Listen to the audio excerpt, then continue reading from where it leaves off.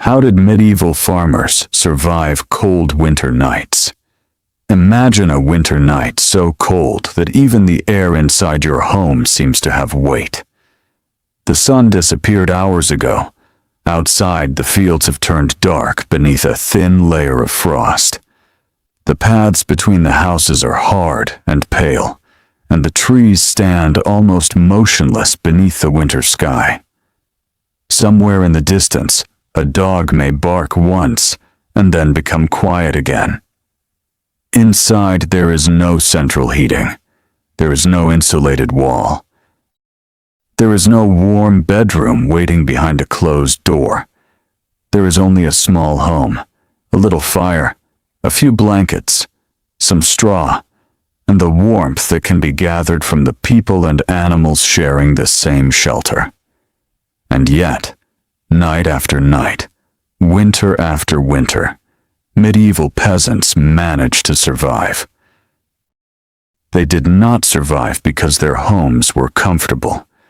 They survived because they understood cold. They understood where warmth disappeared. They understood how to preserve a little heat when there was almost none to spare. And perhaps most importantly, they understood that surviving winter was not one single task. It was a long chain of small decisions. The way a house was built, the direction of its door, the thickness of its walls, the position of the hearth, the kind of fuel collected before winter, the straw placed beneath a sleeping body, the clothing worn at night, the animals kept nearby, the food eaten before sleep. Even the time at which people went to bed could matter. All of these ordinary choices became part of a quiet winter technology, a technology without machines, a technology without electricity, a technology passed from one generation to another through habit, memory, and necessity. And as we slowly settle into this medieval winter, we can begin with the place where survival started, the house. For a medieval peasant, the home was not simply a place where the family lived. It was a shelter against wind, rain, snow, and darkness. In many rural communities, houses were relatively small compared with modern homes. This had one important advantage. A smaller interior space was easier to warm. Of course, the heat produced by a small fire was limited, but when there was less air to warm, the little heat available could be used more effectively. The walls themselves could become part of the defense against winter. Depending on the region and period, peasants might live in houses made from timber, wattle and daub, stone, earth, turf, or combinations of these materials. The exact construction varied enormously across medieval Europe. A village in England did not necessarily resemble one in Scandinavia. A home in northern France was different from one in the Balkans. A settlement in the mountains had different problems from a settlement near a warmer Mediterranean coast. But wherever winter could become dangerous, people learned to work with the materials around them. Walls mattered. A wall did not need to be elegant. It needed to block wind. That alone could make a tremendous difference. Cold air moving through a house could remove warmth far faster than still air. So gaps were a problem. Cracks around doors mattered. Openings in walls mattered. Loose roofing mattered. Every place where winter wind could enter became another place where precious warmth could escape. The medieval peasant therefore lived with an awareness of the house that modern people rarely need. Today, if cold air enters through a window, we might simply turn up the heating. A medieval family could not do that. If the house was losing heat, the solution was often to repair, cover, block, or reinforce the place where the cold was entering. This made winter preparation extremely important. The coldest night was not the night when people began thinking about winter. Preparation had already started months earlier. Wood had to be gathered. Peat might be collected in places where it was available. Brushwood could be stored. Dung might be dried and used as fuel in some regions. Straw had to be preserved. Clothing needed repair. Roofs needed attention. Walls might need patching. Food stores had to be protected. Winter survival began during warmer seasons. That is one of the most important things to understand. A medieval winter was not something people simply endured when it arrived. It was something they prepared for long before the first serious frost. During summer and autumn, the countryside was busy with work. Fields demanded attention. Crops had to be harvested. Animals had to be managed. Food had to be stored. And somewhere among all these tasks was another invisible harvest: fuel. The ability to stay warm in winter depended heavily on what had been gathered beforehand. Wood was especially valuable. But wood was not unlimited. A peasant could not simply walk into a forest and cut down whatever tree seemed useful. Rights to forests and woodland resources could be controlled by landlords, communities, or local customs. In some places, gathering fallen branches was permitted under certain rules. In other places, access was restricted. This meant that fuel was not merely a physical resource. It could also be an economic and social resource. A poor family might have less fuel than a wealthier household. That difference could become serious during a long winter.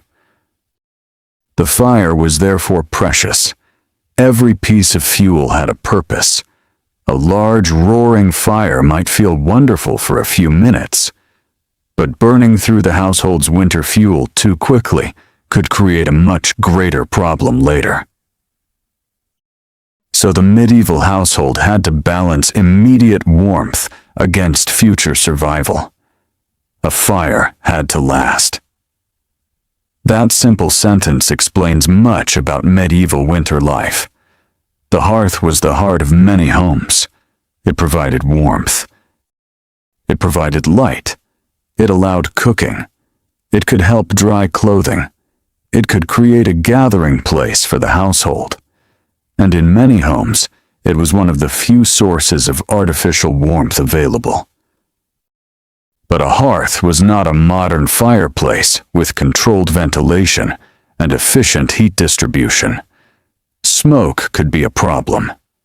Many medieval houses had limited chimney arrangements, or none at all, depending on region and period.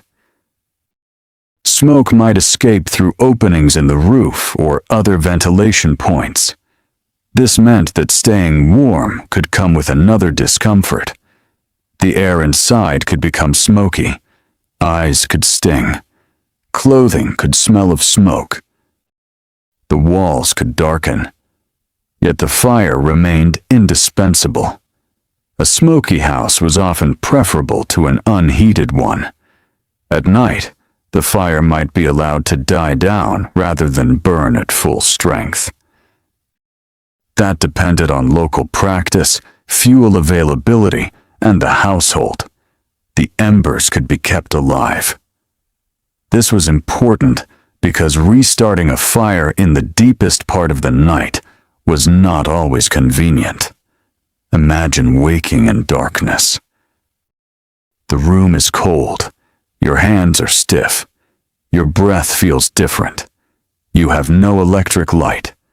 No matchbox waits beside the bed. No thermostat can be adjusted. If the fire has gone completely cold, Bringing warmth back into the house requires effort, so keeping embers alive could be valuable. A small amount of heat retained in the hearth was better than starting from nothing. The hearth also gave the household a natural center. People could gather near it during the evening. Work might continue there. Clothing could be repaired. Tools could be handled. Food could be prepared. Stories could be told.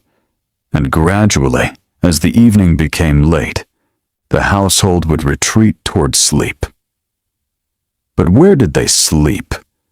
This is where the medieval winter becomes particularly interesting. The sleeping arrangement of a peasant household was not necessarily a private bedroom with a bed for every person. Beds could be shared. Sleeping platforms could be used. Straw-filled mattresses or sacks might provide insulation from the floor. The precise arrangement varied greatly depending on wealth, region, period, and household structure. But one principle remained extremely important. Do not sleep directly against cold ground if you can avoid it. The ground can draw heat away from the body. A layer of straw or another material could create separation. That separation mattered. Straw was not simply something for animals. It could become part of the household's winter equipment. Dry plant material trapped air, and trapped air can provide insulation. The medieval peasant did not need to understand thermal conductivity in scientific language to know that a thick layer of dry material beneath the body was warmer than bare earth. Experience taught the lesson. A straw mattress could therefore serve a purpose far beyond comfort.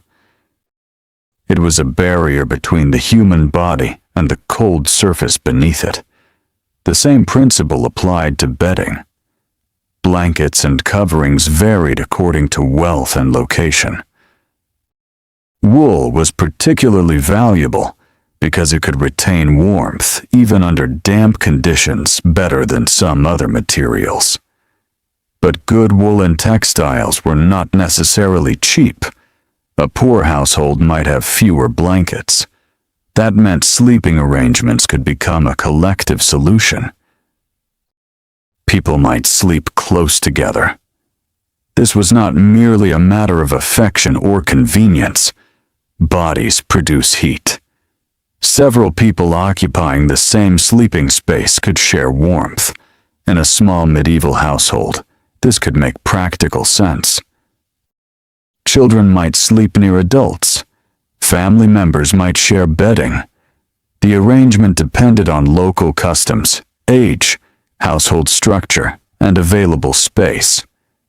But the basic physical principle was simple. Warmth shared is warmth preserved. The sleeping area itself could also be positioned strategically. If the hearth was the warmest part of the house, remaining nearby could help. But there were competing concerns: smoke, fire risk, air movement, privacy, space, animals. A medieval home was not divided into the specialized rooms familiar today. A single interior could serve multiple purposes. People worked there, cooked there, ate there, rested there, and sometimes animals were sheltered close to the human living space. This arrangement could have an unexpected winter advantage. Animals also produce body heat. In some traditional rural buildings, keeping livestock under the same roof or in an attached area could help create a warmer environment. But again, this was not necessarily comfortable. The smell could be strong. The air could be humid. Disease and sanitation were serious concerns. The arrangement varied widely. Still, winter forced people to think about every available source of warmth. A cow was not a heating system, but a living animal produced heat. and medieval households understood practical relationships like this through daily experience. The same was true of clothing. Modern people often imagine medieval peasants as wearing a single rough tunic and somehow walking through snow. Reality was more complicated.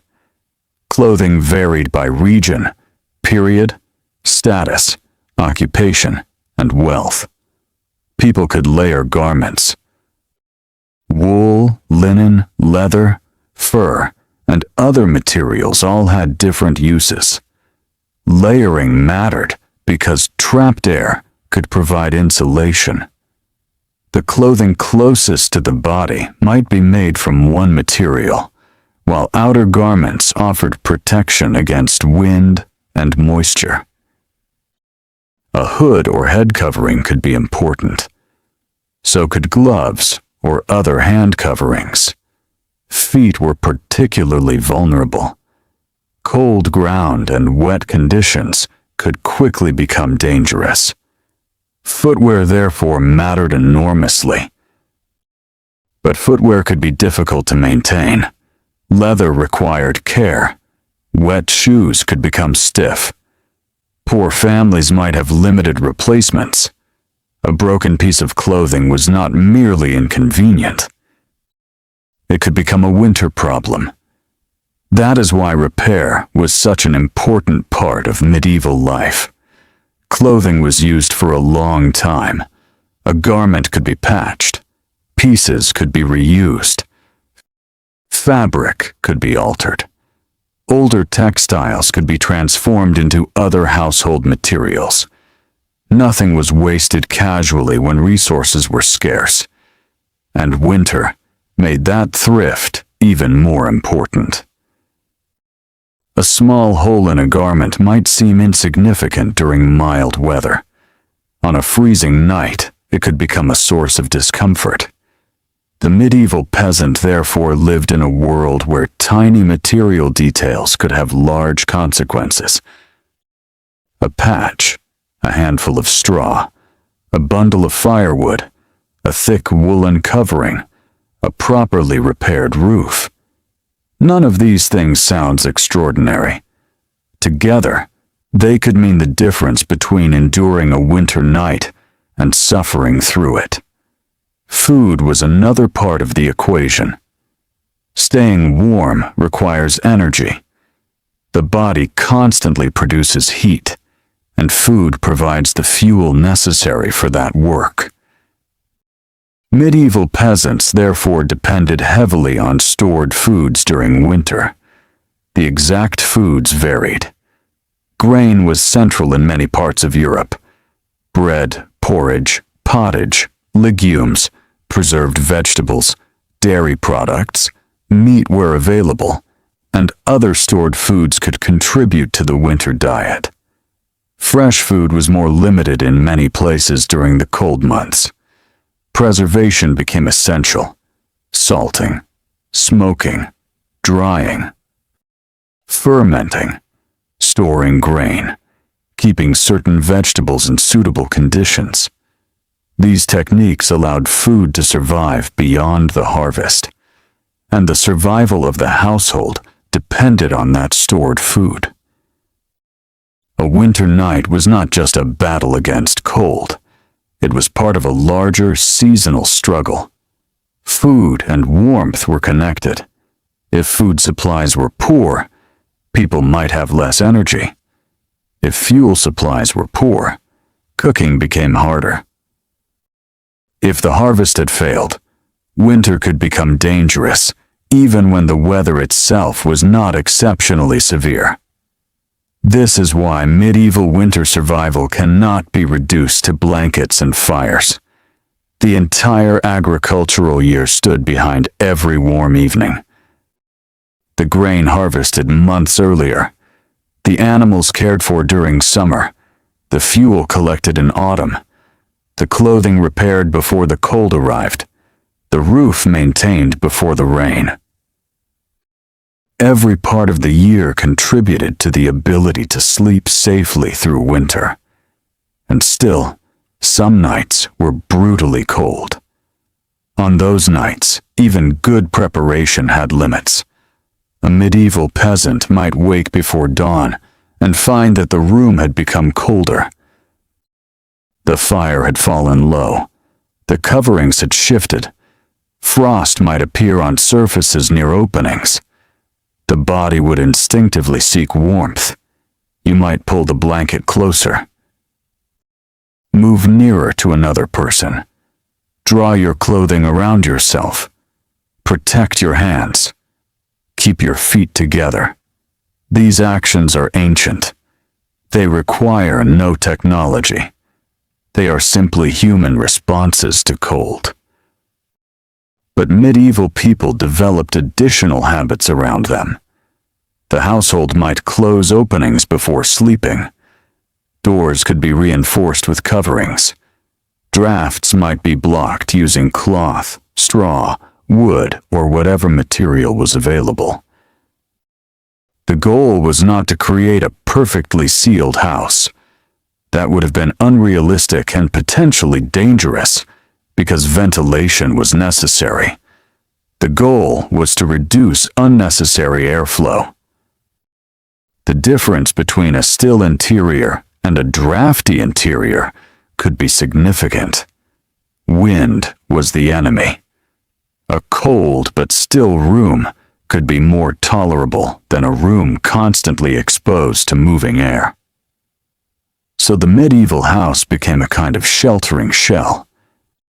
Thick walls, low ceilings in some structures, small openings, heavy coverings, a central hearth, soft layers beneath the body, warm layers around the body.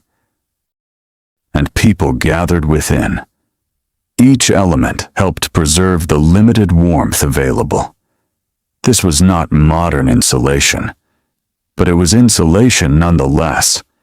It was practical knowledge, built from generations of experience. And there is another important factor. People were accustomed to temperature changes in ways that are difficult for modern people to imagine. A person who lived without central heating experienced outdoor and indoor temperatures that could vary significantly. Winter clothing was part of everyday life. Cold was not something encountered only during a short walk from a heated building to a heated vehicle. It could remain present for hours. Sometimes days. Sometimes weeks. That did not make the cold harmless. It simply meant that people developed routines around it. The human body also adjusts to repeated environmental conditions. But we should be careful not to romanticize this. Medieval peasants were not magically immune to cold. They could suffer frostbite. Hypothermia existed long before the term itself. Cold could worsen illness. Weak people, elderly people, infants, and those without adequate food or shelter were especially vulnerable. A harsh winter could kill. Historical evidence from different periods and regions shows that severe weather, crop failure, famine, and disease could combine into devastating crises. So when we say medieval peasants survived cold nights, we should not imagine that everyone survived every winter. They did not. Some households struggled terribly. Some lost family members. Some animals died. Some communities faced shortages. Winter survival was never guaranteed.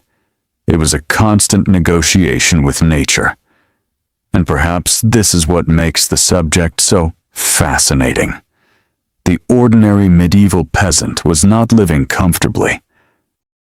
They were living efficiently because they had little choice. Every resource had a job. Every part of the house had a purpose. Every piece of clothing mattered. Every stored bundle of fuel represented future warmth. Every sack of grain represented future meals. and every layer between the body and the ground represented protection against heat loss. As the night deepens, the household becomes quieter. The work of the day is finished. The fire has settled into glowing embers. The smell of smoke lingers in the air. The walls are dark. The roof above is cold. Outside, the winter wind moves across the fields. Inside, people lie close beneath their coverings. There is no electric hum, no radiator, no glowing screen, no clock announcing the hour.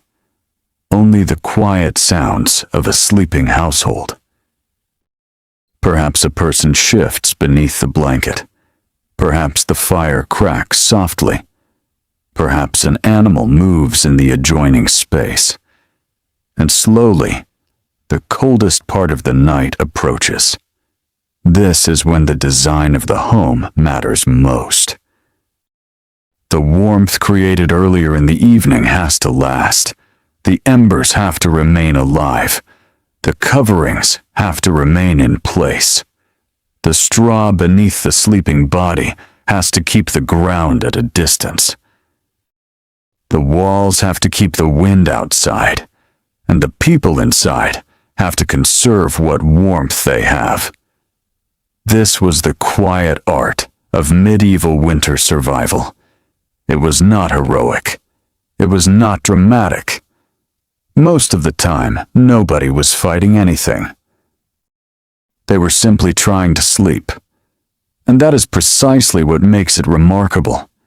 Because when we think about survival, we often imagine extraordinary events. Battles, famines, plagues, shipwrecks. But survival is also made from ordinary nights. One cold night followed by another. One repaired roof. One carefully saved bundle of fuel. One thick blanket. One warm meal. One small fire protected from the wind. Then another night. And another. The medieval peasant's greatest achievement was often not conquering winter. It was making winter ordinary enough to endure. And to understand how they did that, we need to look more closely at the fire. Because the fire was not simply something that produced warmth. It shaped the rhythm of the entire household. During the evening, people might gather near it. Cooking took place around it. Tools might be repaired beside it. Clothing could be dried. Food could be warmed. The fire extended the useful part of the day after sunset. Without artificial lighting, darkness changed everything. But a hearth could create a small island of light. That island was precious.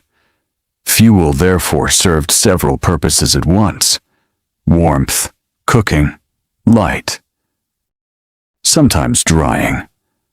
A household that wasted fuel was wasting more than heat. It was wasting the ability to perform evening tasks. This is why medieval households developed practical habits around fire management. Different fuels burned differently. Dry wood was valuable. Damp wood produced more smoke and could be harder to burn effectively. Peat, where available, had its own characteristics. Dried plant material and other fuels could supplement wood. The choice depended heavily on geography. A forested region had different possibilities from a treeless landscape. A marshy area could provide peat. A farming community might have access to agricultural waste. The medieval world was not uniform. It was a patchwork of local solutions. A peasant in one region might think of a particular fuel as ordinary. Someone hundreds of miles away might have considered it rare. That local knowledge was part of survival. People knew their landscape. They knew which wood burned well. They knew where fuel could be collected. They knew when certain materials were dry enough. They knew which parts of the house were most vulnerable to drafts. They knew how much fuel might be needed. This knowledge was rarely written down in a manual. It lived in memory. A child could learn it by watching adults. A young person could learn when to gather. An older person could know from experience when a winter was likely to be difficult. The household itself was a school of survival. And the lessons were repeated every year. The same seasonal cycle. Spring, summer, harvest, autumn preparation, winter. Then the cycle began again. This repetition allowed knowledge to accumulate. A mistake could be remembered. A successful method could become tradition. A useful material could become standard practice. The result was a culture adapted to local climate. This is also why we should avoid thinking of medieval peasants as simply poor versions of modern people. Their world had different technologies, different expectations, different resources, different ideas of comfort. Their homes were not designed to provide the constant indoor temperature we now consider normal. Instead, people adapted themselves to the environment. They wore more clothing indoors. They moved toward warmth. They accepted cooler sleeping spaces. They worked around the fire. They changed routines according to the season. In some regions, winter sleeping arrangements could even differ from summer arrangements. Bedding could be adjusted. Rooms could be used differently. The household could become more compact during the coldest period. The basic principle was always the same. If you cannot produce unlimited heat, reduce the amount of heat you lose. That principle may be the most important lesson of all. Modern heating systems allow us to generate enormous amounts of warmth with relatively little personal effort. Medieval households did not have that luxury, so they focused on conservation. The body was kept covered. The sleeping surface was insulated. The house was protected from wind. The fire was managed carefully. People gathered together. Animals might be kept close. Food provided energy. And the household accepted a lower level of indoor comfort. That combination could be surprisingly effective, but there was one enemy that could defeat many of these methods: moisture. Cold and wet together were far more dangerous than cold alone. Wet clothing could become heavy and uncomfortable. Damp bedding could lose insulating effectiveness. Wet fuel could burn poorly. Rain could enter through damaged roofing. Snow could melt and create additional moisture. A medieval household therefore needed to keep materials dry whenever possible. This made roof maintenance particularly important. A roof was the first defense against precipitation. Thatched roofs, common in many rural regions, could provide substantial protection when properly maintained. Thatch was not simply a primitive covering. It could be thick and carefully constructed. A well-maintained thatched roof could shed rain effectively and provide some insulation. But it needed maintenance. Damage had to be repaired. Weak points could allow water to enter. Once bedding or straw became wet, the problem became much more serious. This is another reason why the medieval household had to think beyond the immediate moment. A roof repair in autumn might prevent a cold and miserable sleeping space in winter. A dry bundle of straw might serve as bedding. A dry cloak could preserve warmth. A dry firewood pile could keep the hearth functioning. Dryness was an invisible resource. People had to protect it. And the same principle applied to clothing. Imagine working outside in winter. You carry wood. You walk through wet ground. You tend animals. You travel between fields and home. Your clothing absorbs moisture. When you return, you need to dry it. The hearth becomes important again. Garments can be placed near the warmth, but not too close. Fire can destroy what cold could not. A single spark could burn fabric. An open flame could damage clothing quickly. So drying had to be done carefully. The medieval household constantly balanced warmth against fire risk. This was another danger modern people rarely consider. The same fire that kept you alive could destroy your home. Wooden structures, thatched roofs, dry straw, cloth, and open flames created obvious hazards. A fire that grew too large could become disastrous. So the hearth had to be respected. Warmth had a price. This tension existed throughout the winter. You needed fire, but you needed to control fire. You needed ventilation, but you wanted to block drafts. You wanted dry air. But cooking and human activity produced moisture. You wanted the animals nearby for practical reasons. But too many animals inside created sanitation problems. Medieval winter life was full of compromises. There was rarely a perfect solution. Instead, people searched for the least dangerous and most practical arrangement available. And that is how survival usually works. Not through perfection, through compromise. As the night moves toward midnight, the family settles deeper into sleep. The fire has become quieter. The house has cooled, but the layers remain. Straw below, cloth around, blankets above, walls around the household. And beyond the walls, the winter landscape stretches into darkness. The fields are silent. The roads are empty. The animals are resting. The cold continues. Yet inside the little house, the people are still there. Warm enough. Not comfortable by modern standards, but sheltered. And that distinction matters. Medieval winter survival was rarely about creating luxury. It was about creating a pocket of safety. A small space where the cold could be kept outside long enough for the body to rest. And tomorrow, when the sun finally rises, the work begins again. But before morning arrives, there is still much more to understand. Because the coldest nights were not survived by shelter alone. The people themselves had to adapt.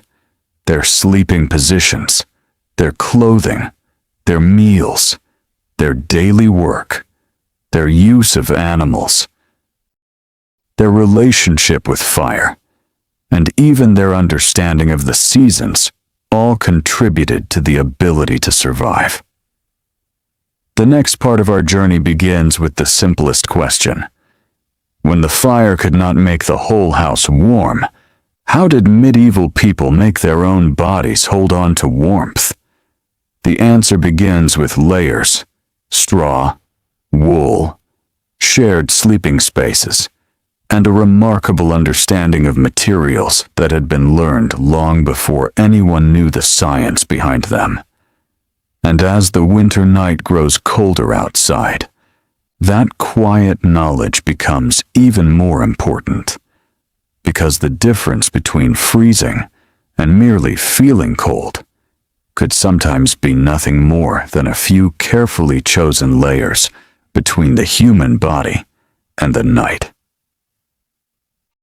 The difference between freezing and merely feeling cold could sometimes be nothing more than a few carefully chosen layers between the human body and the night. And this is where the quiet intelligence of medieval winter life becomes especially clear.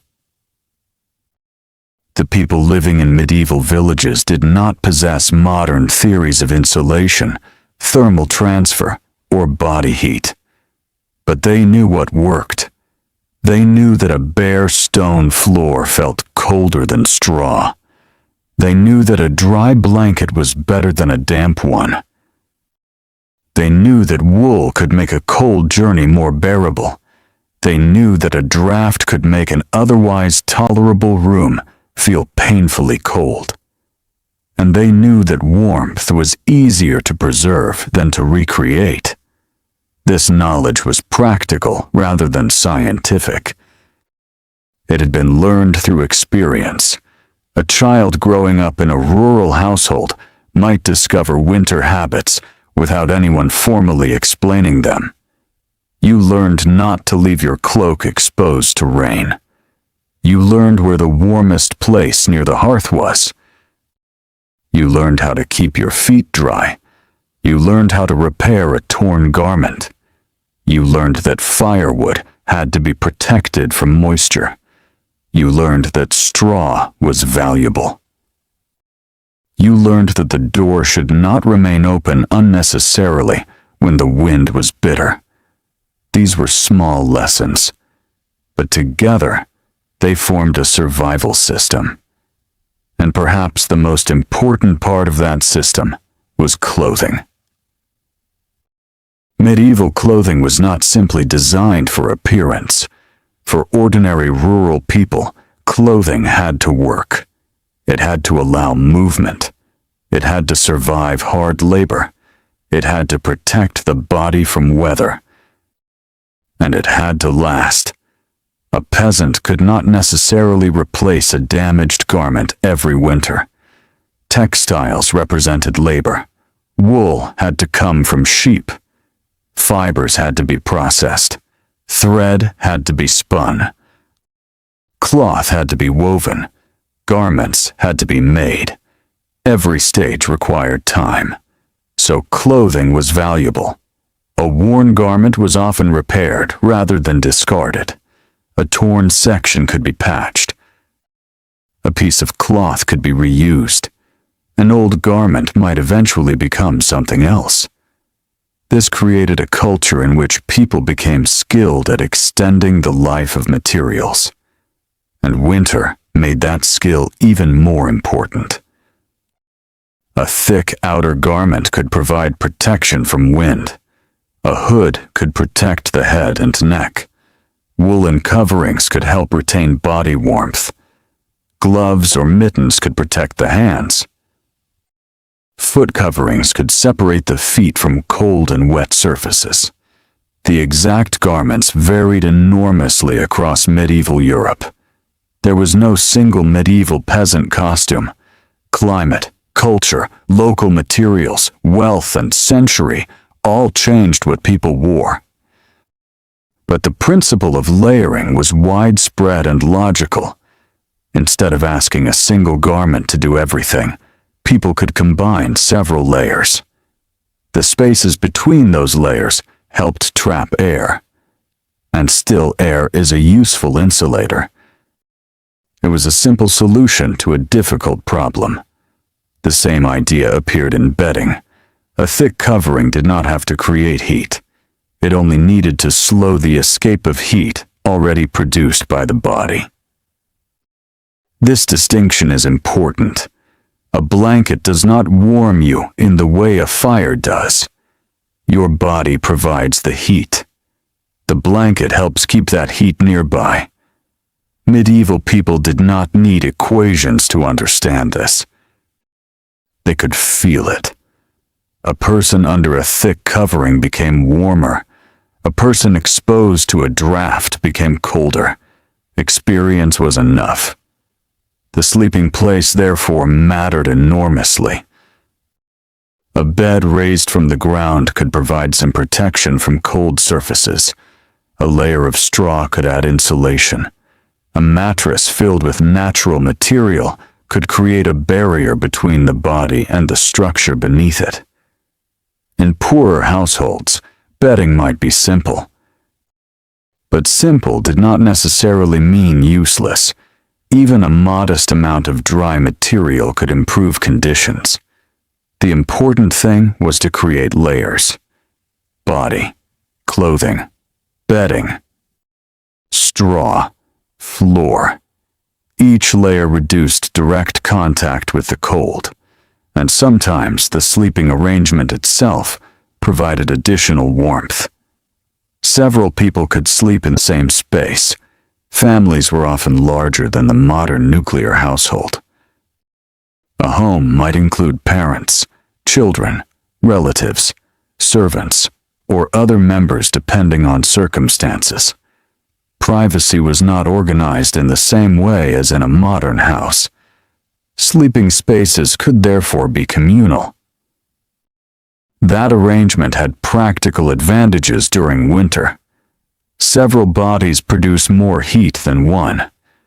Sleeping close together could reduce the amount of heat each person lost to the surrounding air. This did not mean that every medieval family slept together every night. Practices varied, social customs varied, house designs varied. But shared sleeping was certainly possible and, for some households, practical. And there was another source of warmth: animals.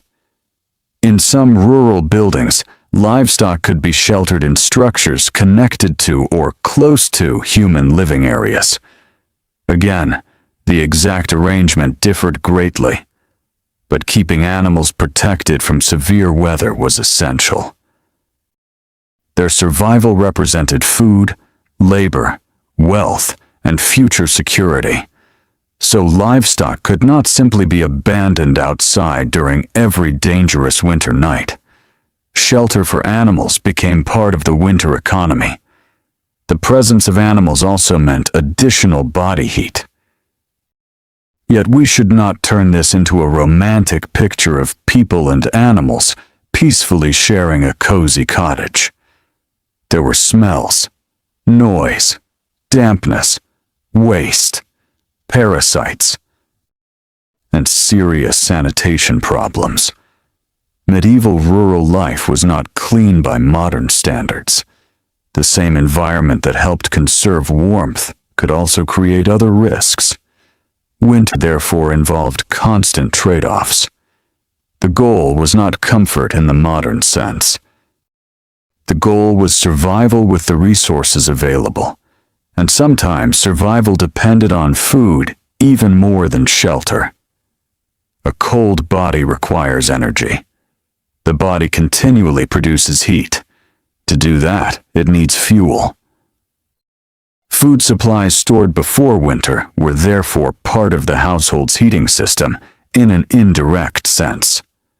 A person who had enough food had more energy available for physical activity and heat production. A person suffering from hunger was more vulnerable to cold. This is why failed harvests could have consequences far beyond hunger. A poor harvest could mean less grain. Less grain could mean less bread and porridge. Reduced food could weaken people. Weakness could increase vulnerability to cold and illness. At the same time, a poor harvest could reduce the ability to trade for fuel or clothing.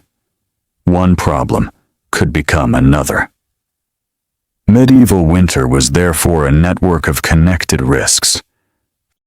Food, fuel, shelter, clothing, health, animals, weather, all were linked, and when one failed, the others could become harder to maintain.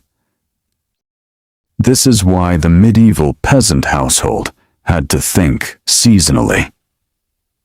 Winter began long before winter. Autumn was a season of preparation. The harvest had to be brought in. Food had to be stored. Animals had to be assessed. Fuel had to be gathered. Buildings had to be checked. Clothing had to be repaired. The coming months had to be anticipated. In this sense, the warmest winter night might actually begin in the heat of summer. A bundle of wood gathered months earlier could become warmth on a January night. A sack of grain stored after harvest could become supper. A repaired roof could keep bedding dry. A pair of repaired shoes could keep feet from becoming wet. Survival was delayed preparation. The work done months before became protection later. And that relationship between seasons shaped the rhythm of rural life. Summer was not simply warm, it was preparation. Autumn was not simply beautiful, it was storage. Winter was not simply cold, it was consumption. Spring was not simply renewal, it was the beginning of another cycle. This cycle continued year after year, and because the cycle repeated, medieval communities developed deep local knowledge. They knew their winters. They knew which winds brought rain.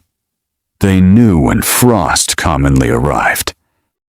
They knew which crops could survive local conditions. They knew where to gather fuel. They knew which parts of their homes needed attention. They knew which foods could be stored. This knowledge was often more valuable than a theoretical understanding of weather. It was experience transformed into habit. And habit can be remarkably powerful. There was also an important psychological dimension to winter. Imagine darkness arriving in the afternoon. The day feels shorter. Outdoor work becomes more difficult. The cold discourages unnecessary travel. The household becomes more important. People gather indoors. The fire becomes a center of attention. The evening becomes quieter. This changed the social rhythm of rural communities. Winter nights could be long. Without electric lighting, there was no reason to remain awake until midnight, simply because artificial light made it easy. Oil lamps, candles, rushlights, and fires provided light, but all had costs. Fuel for lighting was another resource, so bedtime could come earlier.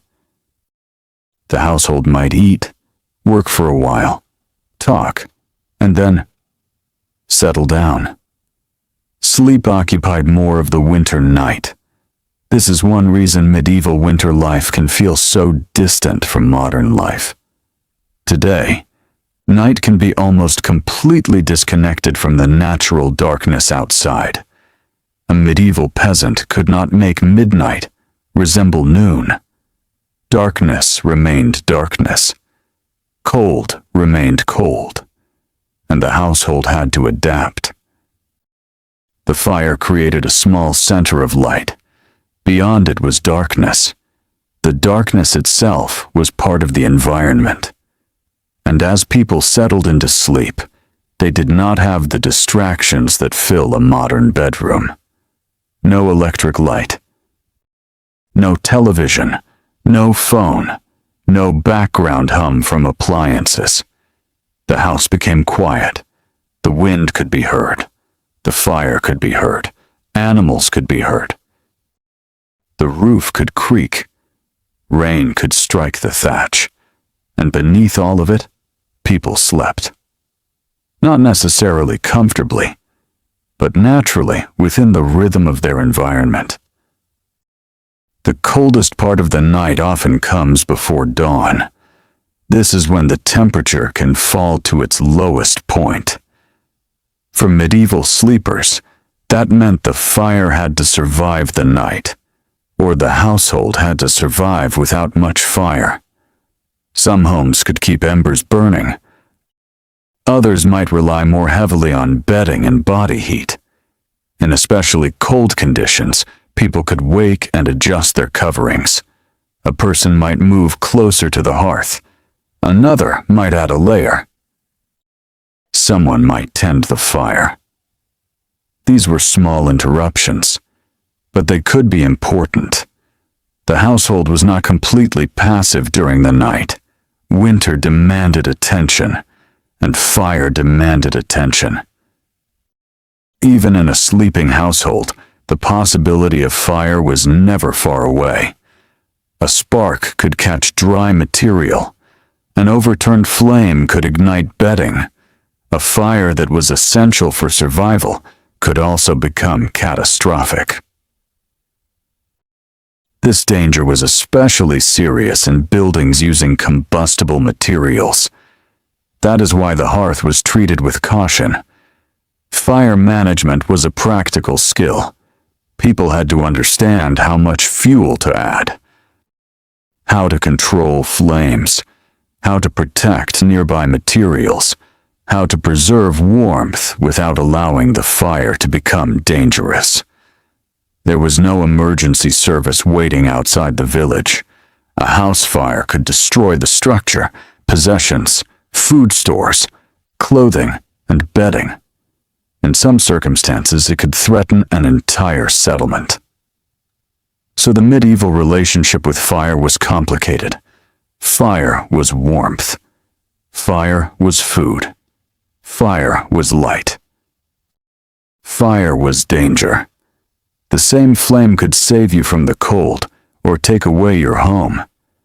This is one reason why the hearth was often the symbolic heart of domestic life. It represented survival itself. But warmth did not come only from the hearth. Human movement also generated heat. During the day, peasants worked physically. Agricultural labor could be demanding. Walking, carrying, digging, cutting, feeding animals, processing crops, chopping fuel. Physical work produced body heat. The winter environment could therefore feel different depending on activity. A person working outside might begin cold, but gradually warm through movement. A person sitting still could become cold much faster. This created another practical pattern. Work was not only necessary for economic survival. Movement itself helped the body maintain warmth. Of course, working in extreme cold had dangers. Wet clothing could become a serious problem. Wind could strip away warmth. Long exposure could cause injury. So people needed to balance activity with shelter. The household became a place where the body could recover. The cycle continued. Work, warmth, food, rest. Work again. Winter did not stop labor. It changed labor. Certain agricultural activities slowed or disappeared. Other tasks became more important. Wood needed processing. Tools needed repair. Animals needed care. Stored foods needed management. Clothing needed mending. Buildings needed attention. Winter was not necessarily a season of complete inactivity. It was a season of different work. And every task existed within the larger struggle against cold. Even something as ordinary as repairing a shoe could have winter significance. A damaged shoe could allow water inside. Wet feet could become cold. Cold feet could make outdoor work miserable. So a repair performed in the evening could protect the worker the next morning. The same was true of a torn sleeve, a loose roof covering, a broken door, a damaged blanket, a missing piece of thatch.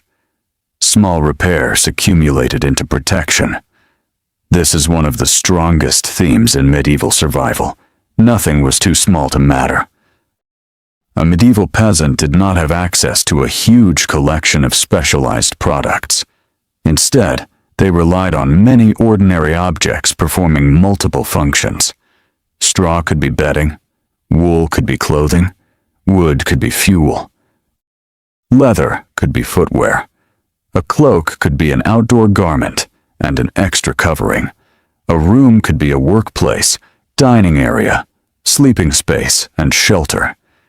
The medieval household was economical with space and materials because it had to be. That economy made the household resilient, but it also meant that there was very little redundancy. Modern homes often contain duplicates, several blankets, multiple pairs of shoes. Extra clothing, heating systems, backup lights, stored food. Medieval households could have much less. If one item failed, replacing it could be difficult. That made maintenance essential. Repair before failure, prepare before winter, store before shortage.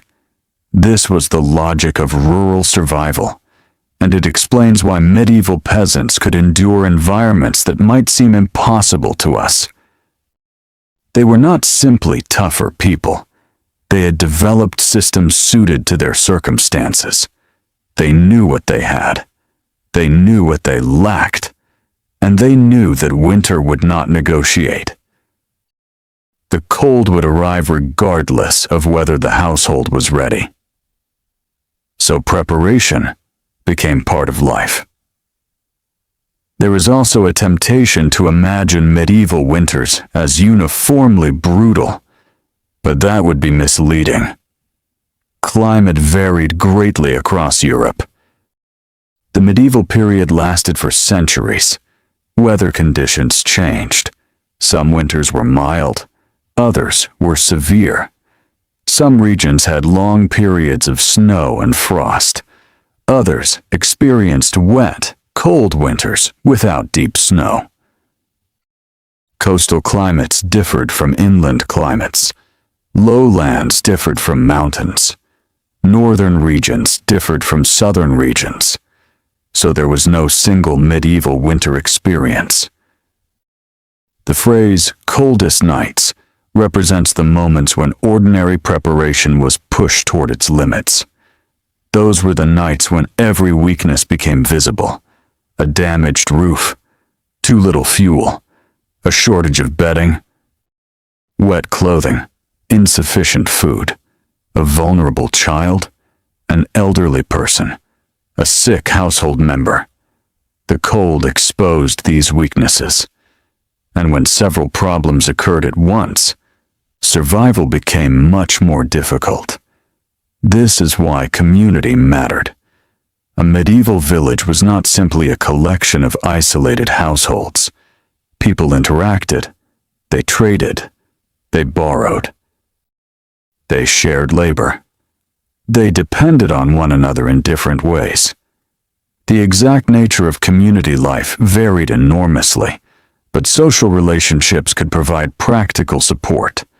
Someone might have access to a resource another household lacked. Someone might have skills in repairing a roof. Another might know how to work with wool. Another might have animals. Another might have grain. Another might have access to woodland resources. A harsh winter could therefore test the resilience of an entire community. The strongest defense against cold was sometimes not an object. It was cooperation. A household that struggled alone could benefit from neighbors. And neighbors benefited from households that could contribute something in return. This was not charity in the modern sense. It was part of a network of mutual dependence. Rural life required cooperation because no single person could produce everything. The same principle applied to winter. A community could survive difficult conditions more effectively when people shared knowledge and resources. But we should also remember inequality. Not everyone entered winter with the same resources. A wealthy landholder might have better clothing, more food, more fuel, better buildings, more livestock. A poor laborer might have little of each. So medieval winter survival was also shaped by social class. The poorest households were often the most vulnerable. A few missing supplies could have enormous consequences. This is one reason why romantic images of medieval villagers comfortably gathered around roaring fires can be misleading. Some households had warm, well-maintained homes. Others did not. Some had sufficient food. Others faced shortages. Some could afford good wool. Others relied on worn clothing. Winter revealed inequality. The cold did not affect everyone equally. And yet, across these differences, the same basic human problem remained. How do you keep the body warm when the world outside is cold? The answer was always some combination of shelter, clothing, fuel, food, movement, community, and adaptation. None was perfect. Together, they could be enough. Now imagine the final hours before dawn. The fire has become little more than a bed of embers. The household is asleep. The winter air remains cold. But the people beneath their coverings have made use of every defense available. The floor is separated from the body by bedding. The body is covered by clothing and blankets. The house blocks the wind. The walls hold whatever warmth remains. The hearth still contains a little heat. The people sleep close together. The animals are sheltered. Food waits for the morning. The night has not been defeated. It has simply been endured. And that distinction is important. Medieval peasants did not conquer nature. They negotiated with it. They could not order the temperature to rise. They could not summon fuel from nowhere. They could not repair a failed harvest with a machine. They could not turn a drafty cottage into a modern insulated home. They adapted. They conserved. They repaired. They shared. They prepared. And then they waited for morning. Eventually, the darkness begins to weaken. The sky outside becomes slightly lighter. The temperature may still be low. The fields remain frozen. But the longest part of the night has passed. Someone wakes. Perhaps the first thing they notice is the cold. Perhaps they reach toward the hearth. Perhaps they add fuel. Perhaps they prepare the morning meal. The household slowly becomes active again. The blankets are folded or rearranged. The fire is strengthened. Clothing is put on. Animals need attention. The day begins. And just like that, another winter night has been survived. One more night added to the long chain of nights that make up a season. One more night in which ordinary materials became extraordinary through necessity. Straw became insulation. Wool became protection. Fire became warmth and light. Food became energy. Walls became defense. People became one another's warmth. And knowledge became the invisible tool that connected all of them. This is perhaps the most fascinating part of medieval winter life. The technology was not always visible. There were no thermostats, no insulation manuals, no electric heaters, no heated mattresses. But there was accumulated knowledge. Generations had learned what happened when a roof leaked, what happened when fuel ran out, what happened when clothing became wet, what happened when people slept directly on cold ground, what happened when food stores were too small, what happened when the fire was allowed to die. The lessons could be painful, but they were remembered. And memory became tradition. A tradition might look strange to a modern observer. Sleeping near animals, sharing bedding, keeping a low fire, using straw as insulation, wearing multiple layers indoors, going to bed earlier, repairing everything, saving every piece of fuel. But once you understand the environment, these choices begin to make sense. They were rational responses to limited resources. And perhaps that is the key to understanding medieval peasants. They were not living in a world without technology. They were living in a world where technology was made from different things. A wall could be technology. A roof could be technology. A woven blanket could be technology. A straw mattress could be technology. A carefully managed hearth could be technology. A seasonal routine could be technology. Knowledge itself could be technology. The absence of modern machines did not mean the absence of ingenuity. It meant ingenuity had to operate within different limits, and those limits encouraged efficiency. If you had only a small amount of fuel, you learned to use it carefully. If you had only 2 blankets, you learned how to arrange them. If your house was small, you learned how to use the space. If your clothing was expensive to replace, you learned how to repair it. If food had to last until spring, you learned how to preserve it. Every shortage forced adaptation, and adaptation accumulated.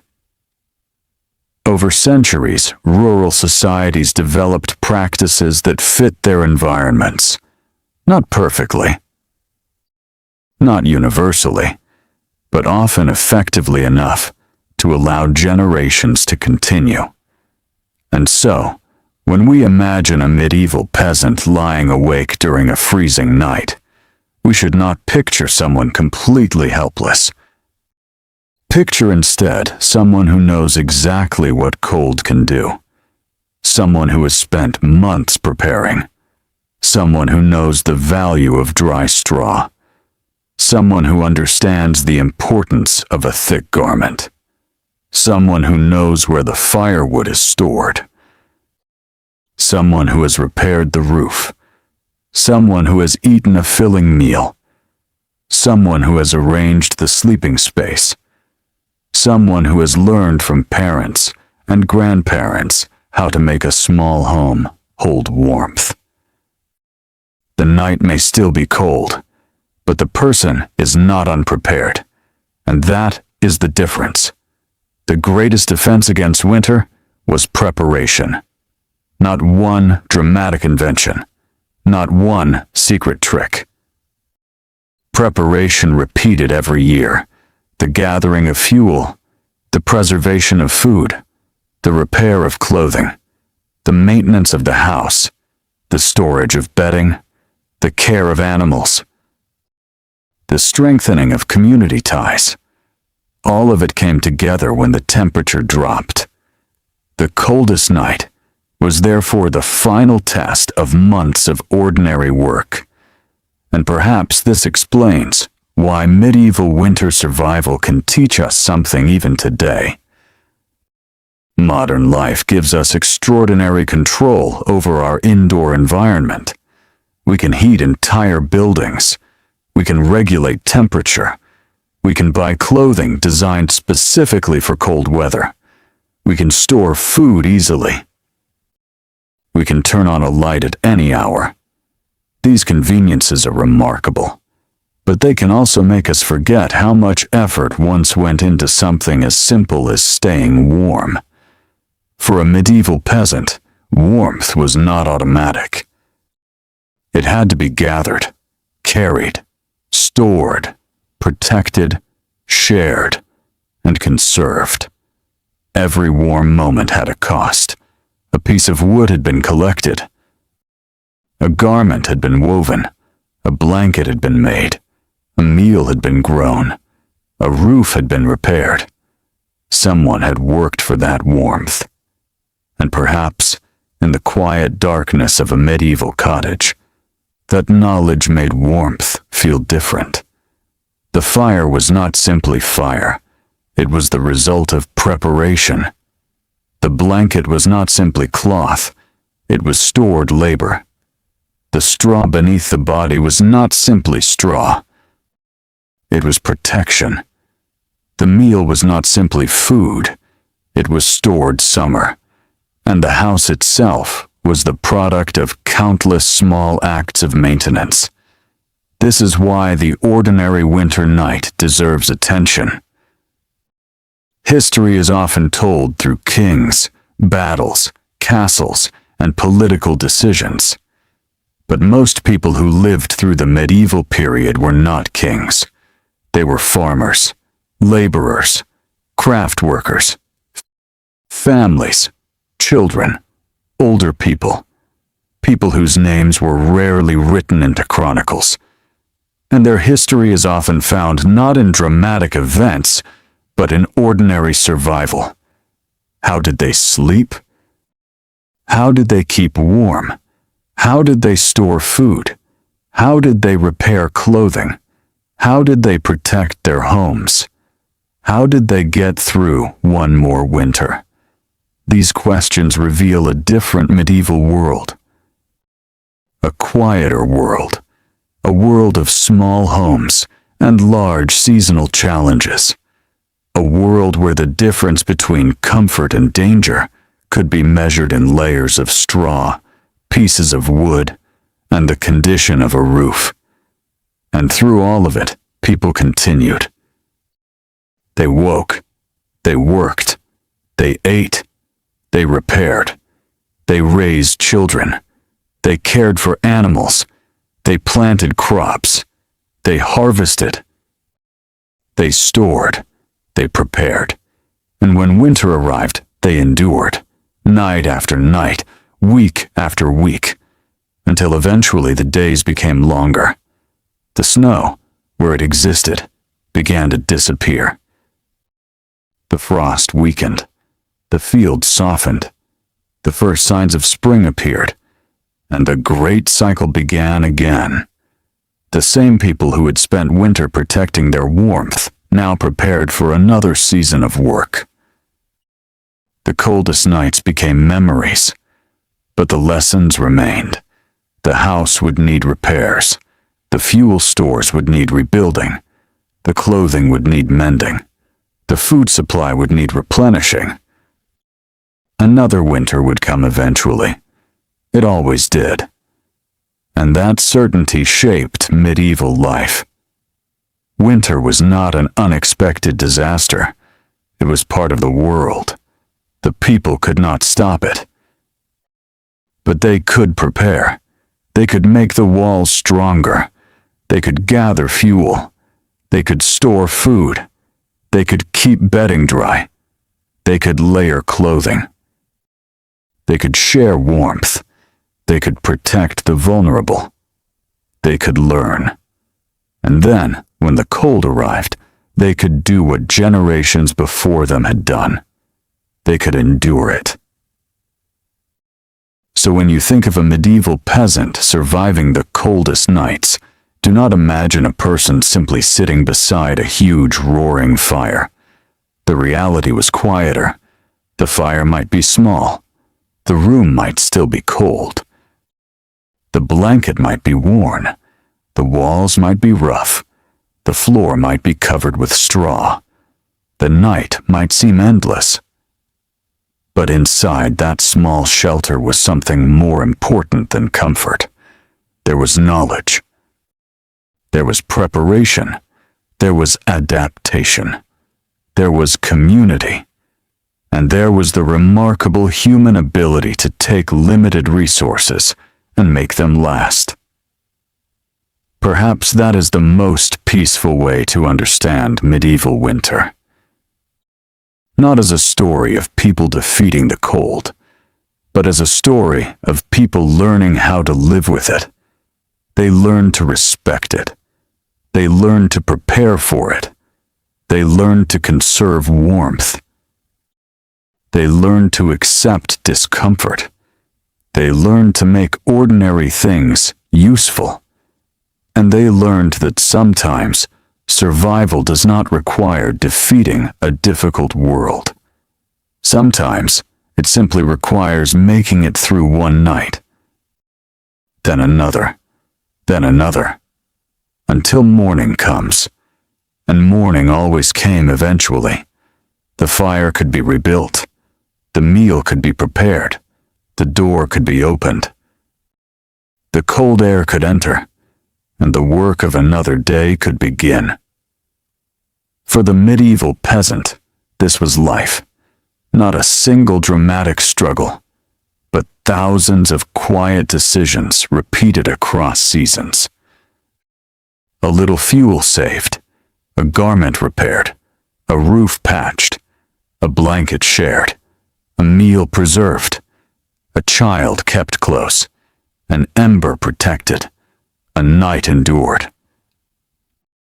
And in those ordinary actions, generations of people survived conditions that would have seemed extraordinarily difficult to anyone accustomed to modern heating and insulation.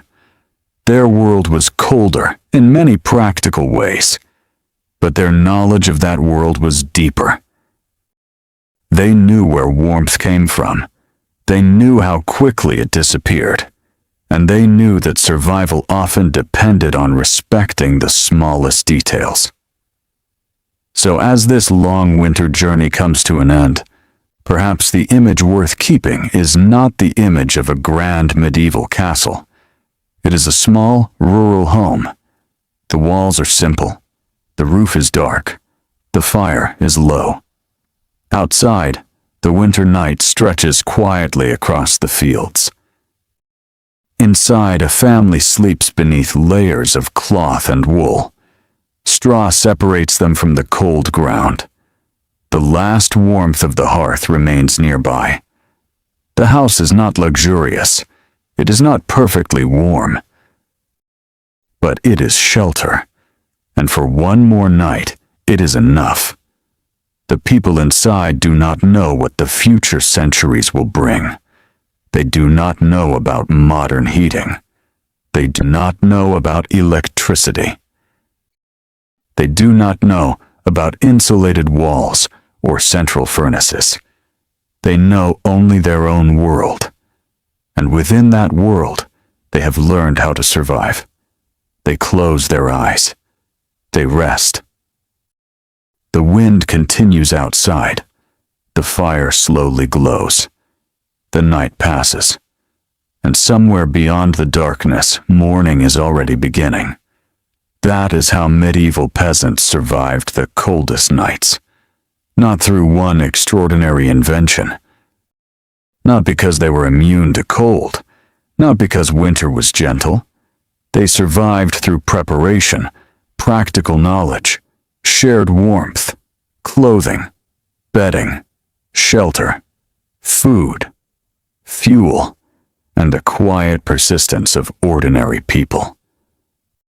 One night at a time, one winter at a time, one generation teaching the next.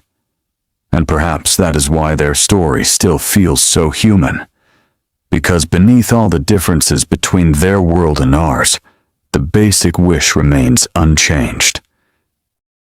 When the night becomes cold, we all look for warmth. When darkness comes, we all seek shelter. When winter arrives, we all hope for morning. And eventually, after the longest and coldest night, morning does come. The fire is stirred. The household wakes. The first light enters. And another day begins.